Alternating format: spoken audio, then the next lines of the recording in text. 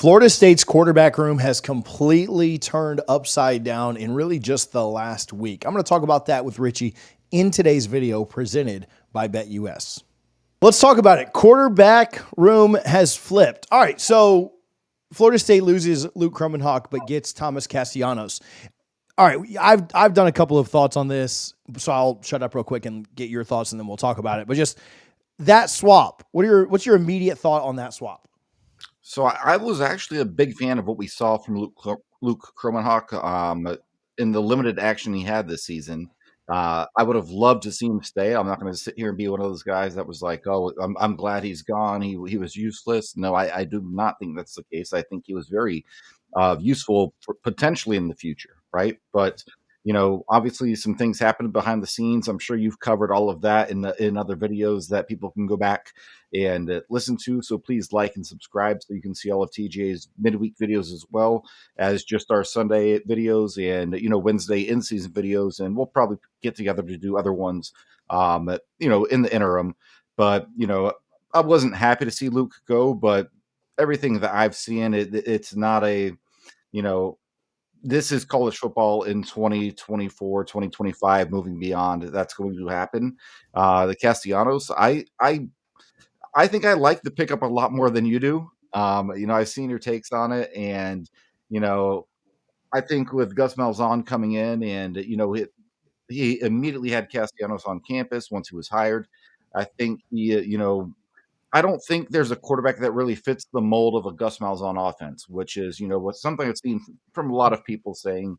I think Gus Malzahn will make his offense work around whoever that may be, whichever quarterback he has. And I don't think he's guaranteed a starting job next year. I think a lot of people are mixing that up a little bit. I think he's a quarterback that could come in and be the starter. Um, you have your pocket of Florida State fans who remember only the Boston College game from 2023, where he just absolutely destroyed us, and Florida State held on for dear life. And the other pocket of Florida State fans remember the guy that got benched this year at Boston College. I think switching the offense to Bill O'Brien, I think that could have caused some of the reasons for him not working out as well this year.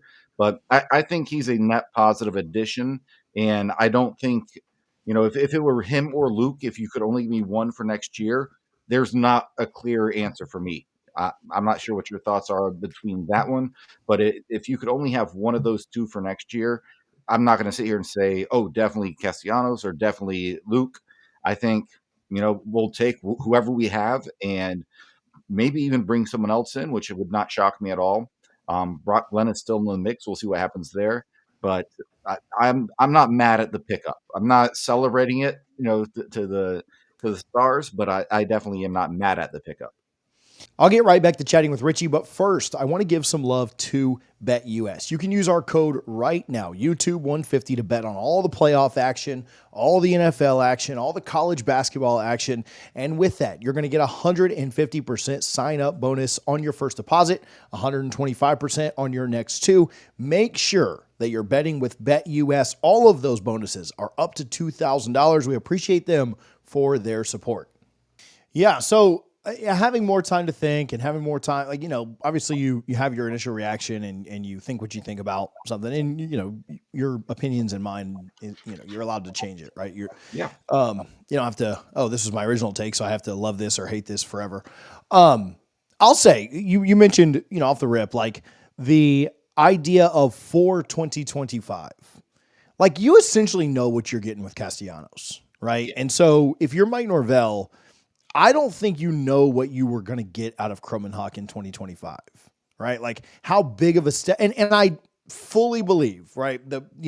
Certain people are saying, oh, this is why he left. Other people are saying, the family's saying this. They've done about 6 or 7 interviews, which in my opinion, the more you try to hit home a point of this is why this didn't happen, I promise, and you keep saying it over and over and over again, I don't know. I'm not trying to badmouth anybody that, I'll say this, that Kromenhoek family has always been super nice to me. They've supported our show. I've talked with Luke's dad several times. We had Luke on at one point. His dad was gracious enough to set that up. Like they've always been really good to me. So I'm not, but at the same time, we'll call it what it is. There seems to be a pretty concerted effort to say that this didn't happen, and they certainly want that angle of it to be known. I think that for 2025, though, you probably have a little more certainty in what you're going to. No, not probably. You absolutely have more certainty in what you're going to get out of Castellanos. Castellanos is not a guy to me that is going to go out and win a national championship. He's probably not a guy that's going to go out and win an ACC. Like, let's just call a spade and be pretty realistic with people. Like, I'm not projecting Florida State to go to Charlotte next year. But I do think that there is a floor with Castellanos that you don't necessarily know how big of a step Luke is going to take from the Florida game to the Alabama game if he's your starter in both, right? And he may take a massive leap. He may end up at Mississippi State and they may go win 6 games, which would be a huge turnaround for them. They also went 2-10, which, I don't know if he's going to end up there or not. I just know where the visit is. But I do think there's a massive gap of uncertainty with what Luke can and would be by the time that Alabama comes to town.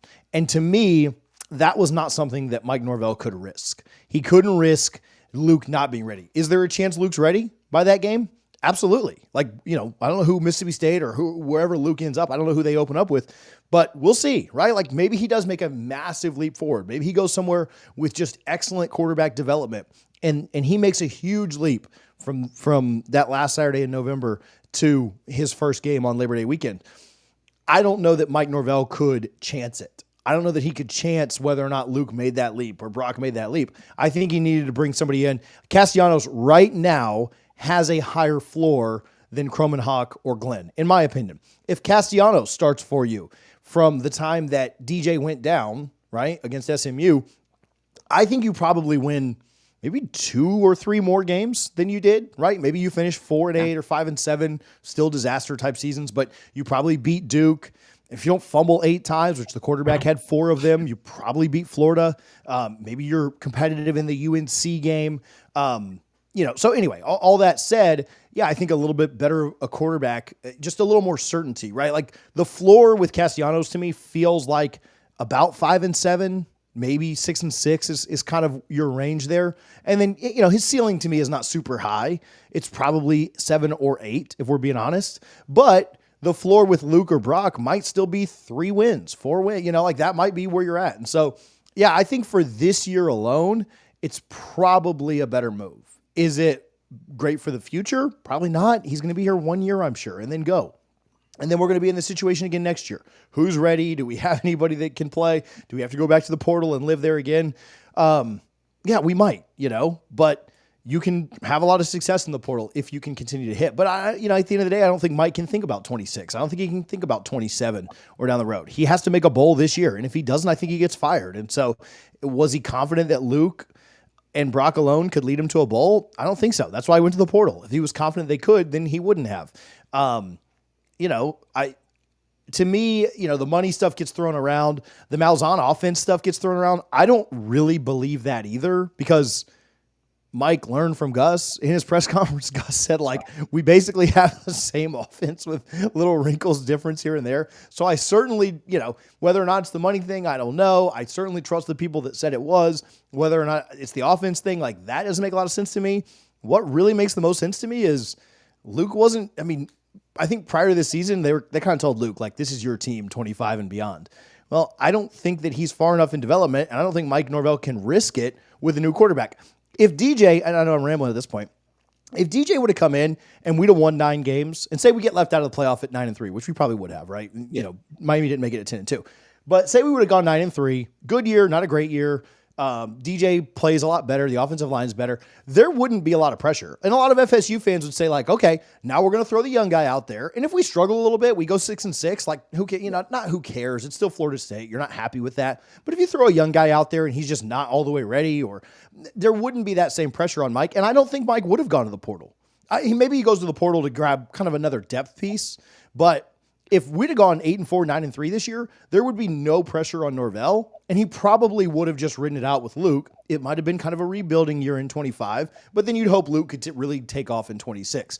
And I think the fan base would have been accepting of that, right? You win 10 games, and then you win 13 games, and then you maybe backtrack a little bit and win 9 because you had 10 guys to go to the NFL. There wouldn't be pressure on him in 25. And so because of that pressure, things change, right? And would I love Luke to still be on this roster? Yes. It just didn't work out that way. But yeah, I don't hate the Castellanos thing as much as I thought I did. Again, your floor, I think, with him is probably about 5 wins. And that's probably higher than it is with Luke or Brock, unless one of those guys really takes off.